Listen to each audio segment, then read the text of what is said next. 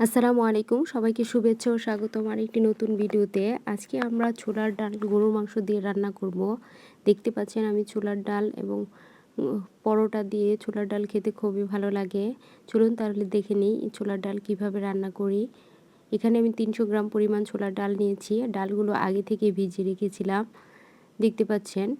এখন এখানে আমি গরুর মাংস নিয়েছি, চর্বিযুক্ত গরুর মাংসটা নিয়েছি। চর্বিযুক্ত গরুর মাংস দিয়ে এই ডালটা রান্না করলে খেতে ভালো লাগে। এটি রান্না করব আমি প্রেসার কুকারে, সেজন্য চুলায় একটি প্রেসার কুকার বসিয়ে দিয়েছি। এখন পরিমাণ মতো তেল দিয়ে দিয়েছি। প্রেসার কুকার গরম হয়ে এসেছে। এর মধ্যে পেঁয়াজ কুচি এবং গরম মশলা দিয়ে দিয়েছি। গরম মশলা দিয়ে খুব ভালো করে নেড়েচে নিচ্ছি। স্বাদমতো লবণ অ্যাড করে দিয়েছি এতে।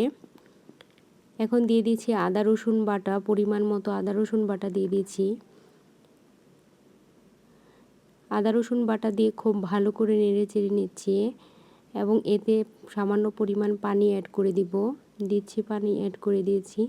এখন যে অন্যান্য মশলাগুলো ব্যবহার করব, দিয়ে দিচ্ছি মরিচের গুঁড়ো পরিমাণ মতো। এখানে যে যেরকমটা ঝাল খেতে পছন্দ করেন সে সেরকমটা ব্যবহার করবেন। দিয়ে দিচ্ছি হলুদের গুঁড়ো পরিমাণ মতো, দিয়ে দিচ্ছি ধনিয়া গুঁড়ো পরিমাণ মতো। এখন দিয়ে দিব জিরের গুঁড়ো পরিমাণ মতো। সবগুলো মশলা দেওয়ার পরে মশলাটাকে খুব ভালো করে কষিয়ে নিতে হবে। এখন সামান্য পরিমাণে পানি অ্যাড করে দিয়ে আবার ভালো করে মশলাটাকে ভালো করে কষিয়ে নিতে হবে। দেখুন আমি সামান্য পরিমাণে পানি অ্যাড করে দিয়েছি। আর মশলাটাকে খুব ভালো করে কষাতে হবে। মশলাটার গায়ে উপরে যখন তেল ভেসে আসবে তখনই বুঝতে হবে মশলাটা কষানো হয়ে গেছে। দেখুন আমার তেল ভেসে গেছে। এখন আমি যে গরুর মাংসগুলো কেটে ধুয়ে পরিষ্কার করে রেখেছিলাম সেগুলো দিয়ে দিব এর মধ্যে। একটু ভালো করে নেড়ে চেড়ে নিচ্ছি। আমি প্রেসার কুকারেই রান্না করছি, কিন্তু ডাল এবং মাংসটাকে খুব ভালো করে কষিয়ে নিচ্ছি। এখন দিয়ে দিচ্ছি ডালটা আমি আগে থেকেই সুন্দর করে পরিষ্কার করে রেখেছিলাম। এখন ভালো করে ডাল এবং মাংস খুব ভালো করে নেড়ে চেড়ে ম্যাশ করে নিচ্ছি। আর এই ডালটা প্রেসার কুকারে রান্না করলে দেখা যায় খুব ভালো গলে যায়, সেজন্য প্রেসার কুকারেই রান্না করতে হয়। রান্না করলে খুব ভালো হয়। দেখতে পাচ্ছেন আমি মাংস এবং ডালটা কষানোর জন্য অপেক্ষা করছি। দেখতে পাচ্ছেন আমার উপরে বুদবুদ চলে এসেছে, বোঝা যাচ্ছে যে মাংসটা খুব ভালো কষানো হয়ে গেছে। এখন এতে অ্যাড করে দিতে হবে পানি। পানি অ্যাড করার সময় অবশ্যই লক্ষণীয় বিষয়, যে পরিমাণে ডাল দিবেন, যে বাটিতে ডাল দিবেন তার ডাবল পরিমাণে পানি দিতে হবে। যেহেতু ঢাকনা খুলে আর পানি দেওয়ার স্কোপ নেই, সেজন্য পরিমাণ মতো পানিটা অ্যাড করে দিতে হবে। পানি অ্যাড করে দিয়ে ঢাকনাটাকে আমি লাগিয়ে দিচ্ছি। দেখতে পাচ্ছেন ঢাকনাটাকে খুব ভালো করে লাগিয়ে দিচ্ছি এবং সিটি আসার জন্য অপেক্ষা করছি।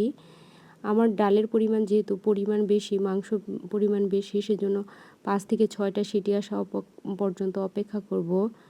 আপনার যখন লাস্ট সিটি এসে পড়বে তখন সিটিটা উঠিয়ে, দেখতে পাচ্ছেন সিটিটা যখন উঠানো হবে তখন আপনার ঢাকনাটা অটোমেটিক খুলে যাবে। এখন আমি ঢাকনা খুলিয়ে দেখাচ্ছি আমার ডালটা কি সুন্দর হয়েছে। দেখতে পাচ্ছেন ডালটা কতটা ঘন হয়ে এসেছে। চামচ দিয়ে উঠিয়ে দেখাচ্ছি ডালের ঘনত্বটা।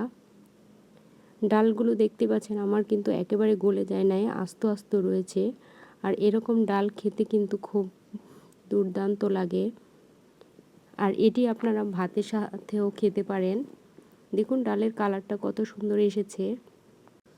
দেখতে পাচ্ছেন আমার ডালের কালারটা খুবই সুন্দর এসেছে। আমি একটু পরিবেশন করে আপনাদের দেখাচ্ছি আমার ডালটা কত সুন্দর এসেছে। দেখতে পাচ্ছেন গরু মাংস দিয়ে এরকম ডাল রান্না করলে খেতে অসাধারণ লাগে। আমার বাড়ির সবাই অনেক প্রশংসা করেছে যে ডালটা খুবই সুস্বাদু হয়েছে।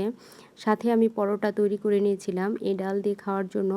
আপনারা রুটি লুচি দিয়েও খেতে পারেন বা ভাতের সাথেও খেতে পারেন। এরকম ডাল হলে দুর্দান্ত হয়। আর এই ডালটা যদি এমনিতে আপনি প্রেসার কুকার ছাড়া রান্না করেন, সেই ক্ষেত্রে দেখা যায় সময়টা অনেক বেশি লাগে এবং একবার সিদ্ধ করে তারপর আবার রান্না করতে হয়। আবার অনেক সময় দেখা যায় ডালটা খুব ভালো সেদ্ধ হয় না, সেই ক্ষেত্রে আপনার বিড়ম্বনায় পড়তে পারেন। সেজন্য যদি এরকম প্রেসার কুকারে রান্না করেন তাহলে ডালটা একেবারে গলে যাবে এবং খেতেও দুর্দান্ত লাগবে। দেখতে পাচ্ছেন আমার ডালটা কতটা সুন্দর হয়েছে। আশা করি আপনাদের কাছে ভিডিওটি ভালো লেগেছে। আপনারাও বাসায় ট্রাই করবেন এরকম ডাল রান্না করে খেতে। আর এই ডালটা লুচি, পরোটা যেকোনো কিছু দিয়ে খেতে দুর্দান্ত লাগে। দেখতে পাচ্ছেন খুবই সুন্দর হয়েছে। আশা করি ভিডিওটি ভালো লেগেছে। ধন্যবাদ সবাই।